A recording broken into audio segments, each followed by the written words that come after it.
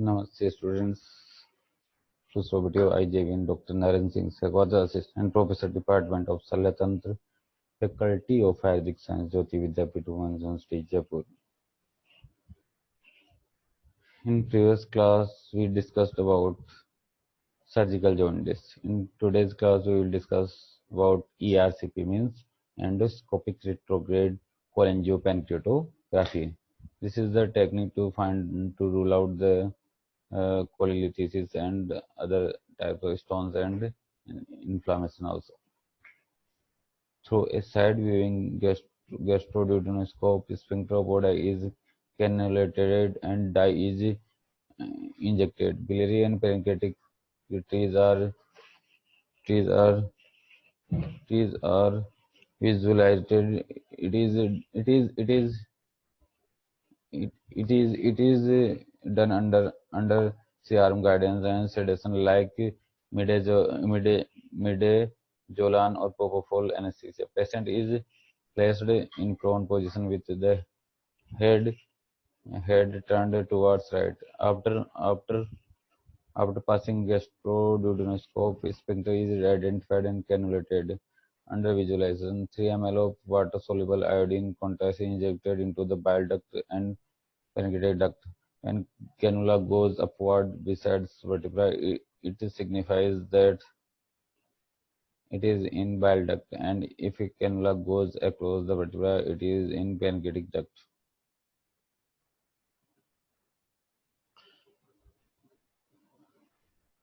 Indication: malignancy, irregular filling defect, chronic pancreatitis, chain of lax appearance, congenital anomalies, stones, structure of biliary tree, polydocal cyst. For sampling of biliary and pancreatic juice for analysis and cytology.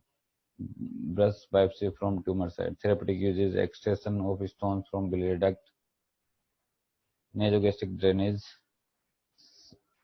stenting of tumor in CBD, dilation of biliary structure, endoscopic papillotomy. Complications: pancreatitis, duodenal injury, perforations, cholangitis, bleeding from pancreatoduodenal artery, sphincter stenosis. Relative contraindications also include acute pancreatitis, previous gastrectomy. So student, this is all about the ERCP. ERCP means endoscopic retrograde cholangiopancreatography. This is the technique to find or rule out disease of gallbladder. Okay, student. This session is powered by Digital Session 2.0, Jyoti Vidyapeeth Women's University, Jaipur. I hope you are satisfied with this digital session. If you have any doubts and queries, please mention in comment box. I will resolve it soon. Thank you, students. Namaste, students. I, JVN Dr. Naren Singh Sekhwat, Assistant Professor, Department of Salyatantra, Faculty of Ayurvedic Science, Jyoti Vidyapeeth Women's University, Jaipur. Previous class, we discussed about anatomy of chest, then hemothorax, then emphysema. Now we will discuss about pneumothorax. Means today's discussion topic is pneumothorax. What is the pneumothorax, and what is the clinical features, causes, treatment, and diagnosis? Let's start. Pneumothorax. Pneumothorax means pneumo plus thorax. Pneumo means air, thorax means chest. So a pneumothorax is an abnormal collection of air in pleural space between the lungs and the pleura. Means pneumothorax क्या है? Abnormal collection of air. ये air की abnormal collection है. कहाँ पे? Between the lungs and the pleura. Pleura और lungs में या pleural space. Pleural space क्या है? Space between the lungs and the pleura. Parietal pleura और visceral pleura के बीच में जो space है उसको अपन प्लूरल स्पेस बोलते हैं, वहां पे एबनॉर्मल कलेक्शन, किसका कलेक्शन? एयर का। जनरली एयर होती है लंग्स के अंदर, बट यहाँ एबनॉर्मल कलेक्शन किस में हो रहा है? प्लूरल स्पेस में, तो इसलिए इसको एबनॉर्मल कलेक्शन ऑफ एयर बोला। ठीक है, this diagram is showing the abnormal collection of air. Right lung में जो गैस कलेक्शन है वो कहाँ है? प्लूरल स्पेस में वो दिख रहा है। वो क्या दिखा रहा है? Abnormal gas collection in plural space. देखो जो डॉटेड डॉटेड जो दिख रहा है वो एयर्स है। ये लेफ्ट और राइट लंग थोड़ा कोलैप्स हो गया है, इसकी जो प्लूरा है उसके बाहर आउटसाइड में आपको डॉटेड डॉटेड स्ट्रक्चर्स दिख रही है, वो क्या है? प्लूरल स्पेस में गैसेस। ठीक है, क्लासिफिकेशन तीन तरह का होता है, सिंपल न्यूमोथोरैक्स, ओपन न्यूमोथोरैक्स और टेंसर न्यूमोथोरैक्स। सिंपल न्यूमोथोरैक्स क्या होता है? सिंपल यानी प्लेन यानी normal pneumothorax. Small pneumothorax can be missed easily. ये डायग्नोस बहुत माइन्यूट होता है इनका, ऐसा कोई क्लिनिकल सिग्निफिकेंट नहीं होता, कोई ज़्यादा इसके सिम्टम्स नहीं दिखते हैं, फिर भी small pneumothorax can be missed easily. Small simple pneumothorax does not need any treatment. ये स्मॉल सिंपल न्यूमोथोरैक्स है, इसमें किसी ट्रीटमेंट की जरूरत नहीं है, सेल्फ हील या सेल्फ ट्रीटमेंट है इसका। ठीक है, फिर है it resolve without treatment and require only monitoring. इसको मॉनिटरिंग की जरूरत है कि ये कहीं सीरियसनेस तो नहीं है, इसमें कोई अदर एसोसिएटेड डिजीज तो नहीं है, इसका आपको मॉनिटरिंग करनी है। ओपन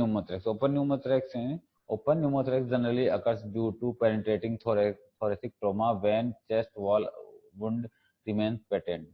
ओपन न्यूमोथोरैक्स जनरली कहाँ होता है? जब कोई पेनिट्रेटिंग थोरेसिक ट्रोमा होता है, जो चेस्ट में कोई वुंड, उसकी वजह से कोई वुंड बनता है, वो रिमेन्स पेटेंट, वो वुंड ओपन रह जाए और उसका हीलिंग नहीं हो, तो उसकी वजह से ओपन pneumothorax होता है। This allow the lungs to collapse completely and creates sucking wound.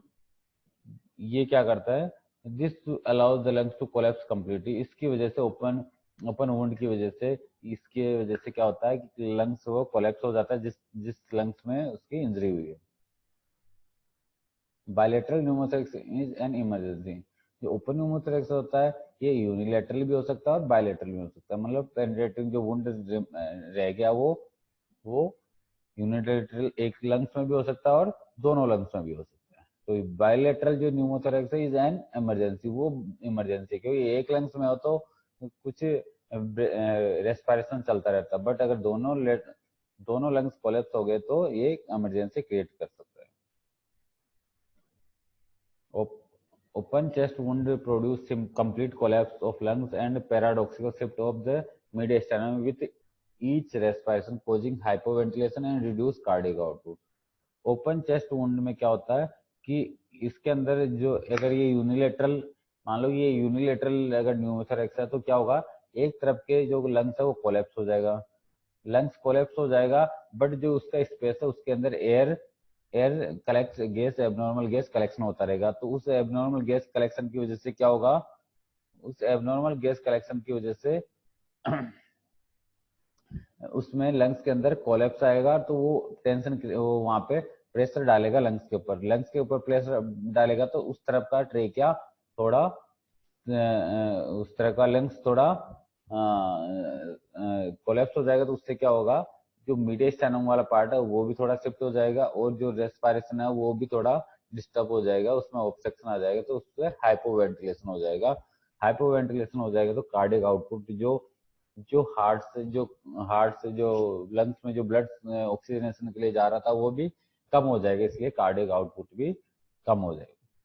Treatment is by closure of the wound, intercostal tube drainage and surgery. इसका ट्रीटमेंट क्या है कि आपको वुंड की क्लोजिंग करनी है, जो वुंड पेटेंट रह गया उसकी, और इसके अंदर इंट्राकोस्टल ट्यूब ड्रेनेज आपको डालना है, और सर्जरी आपको उसकी करनी है। ठीक है, ठीक बात।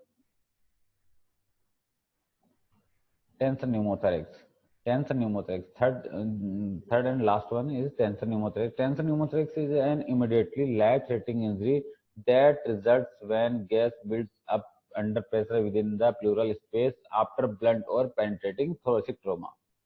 किसी भी तरह की ब्लंट और पेनिट्रेटिंग थोरेसिक ट्रॉमा की वजह से अगर किसी लंग्स में कोई डैमेज हो गया तो उसमें डैमेज होने से क्या हो गया, जो वहाँ पे उसके अंदर एयर कलेक्शन, गैस कलेक्शन हो जाएगा, उससे अंडर प्रेशर वहाँ पे प्रेशर क्रिएट होगा। उस प्रेशर क्रिएट की वजह से वहाँ पे लंग्स कोलैप्स होने लग जाएंगे। उसकी वजह से वो जो गैस वहाँ पे बन रही है वो क्या करेंगे, प्लूरा पे टेंशन क्रिएट करेंगी, उस प्लूरा में लंग्स को कोलैप्स कर देगी और आसपास की जो प्लूरा है, coastal pleura, cervical pleura, thoracic pleura और डायफ्रामेटिक प्लूरा, कोस्टल प्लूरा, इन पे टेंशन क्रिएट करेगी, प्रेशर बनाएगी। तो उसकी वजह से इसको बोलते हैं tension pneumothorax. In this condition respiratory gas में escape from the injured lung during each respiratory cycle or may be entered into the pleural cavity from the outside during the respiration. अब पेशेंट जैसे जैसे respiration करेगा तो बाहर की air अंदर जाती रहेगी, अंदर की एयर बाहर जाती रहेगी, और वो कहाँ जाके कलेक्ट होगी, उससे एबनॉर्मल एयर कहाँ कलेक्ट होगी, उससे प्लूरल स्पेस से। ठीक बात। If there is no route for outlet, then it build up pressure, a tension pneumothorax result, and the stellate lungs collapse rapidly. अगर उस अगर जो अंदर जो एयर आ गई उसको बाहर जाने का ऑब्स्ट्रक्शन आ गया और बाहर जाने का कोई रास्ता नहीं मिला, तो वहाँ पे क्या होगा, टेंशन न्यूमोथोरेक्स, वहाँ पे प्रेशर क्रिएट होगा और वो उसकी वजह से टेंशन क्रिएट होगी लंग्स में, तो उसको टेंशन न्यूमोथोरेक्स। उसकी वजह से क्या होगा, एप्सिलेटरल लंग्स कोलैप्स रैपिडली, और उससे उसकी वजह से एप्सिलेटरल लंग्स कोलैप्स हो जाएगा rapidly. Continuous pressure, continuous pressure displaces the mediastinal structure into the contralateral hemithorax, dementia venous return to the heart causing cardiovascular collapse. अब यही अगर प्रेशर कंटिन्यू बना रहा है तो क्या होगा, मीडियस्टर्नल, जैसे मैंने आपको बताया मीडियस्टर्नल स्ट्रक्चर्स उसकी जो अपोजिट साइड है उस तरफ शिफ्ट हो जाएगी, वीनस रिटर्न कम हो जाएगा, जैसे आपको मैंने बताया कार्डियक आउटपुट कम हो जाएगा और कार्डियोवैस्कुलर कोलैप्स हो जाएगा। उसकी वजह से क्या होगा, death result rapidly if the pneumothorax is not relieved. अगर आपने उसको टेंशन को रिलीज नहीं किया तो वहां पे पेशेंट की डेथ भी हो सकती है। Tension pneumothorax should be diagnosed during the initial assessment by physical examination. The affected side is hyperresonant. Should be diagnosed during the initial assessment physical examination. The affected side is hyperresonant with diminished or absent breath sound. The trachea is shifted to the opposite side having diminished breath sound. तो tension pneumothorax की वजह से क्या होगा, मीडियस्टर्नल structure opposite side में shift हो जाएगी, और इसकी वजह से क्या होगा, जो ट्रेकिया होगा उसका डेविएशन अपोजिट साइड में हो जाएगा प्रेशर की वजह से, और अफेक्टेड साइड में क्या होगा, हाइपर रेजोनेंट होगी, उसकी ब्रेथ साउंड एब्सेंट हो जाएगी। ठीक है, ट्रेकिया शिफ्टिंग आपको एक्सरे में आपको दिखाई देगा। Hypotension is often present and jugular venous distension is noted secondary to superior venous cave obstruction from mediastinal septum. Lungs collapse हो गया, इसकी वजह से हाइपोटेंशन हो जाएगा, और हाइपोटेंशन वहां से ऑब्स्ट्रक्शन हो जाएगा लंग्स में, उसकी वजह से क्या हो जाएगा, जुगुलर वीनस डिस्टेंशन आपको मिलेगा secondary to superior vena cava obstruction from mediastinal. कि मीडियस्टाइनल सेप्ट की वजह से सुपीरियर वेना कावा में ऑब्स्ट्रक्शन होगा, उसकी वजह से जो जुगुलर वीनस डिस्टेंशन है वो मिलेगा आपको। When tension pneumothorax is suspected, diagnosis should be not be delayed by obtaining a chest X-ray, as given a brief delay in treatment may have disastrous consequence.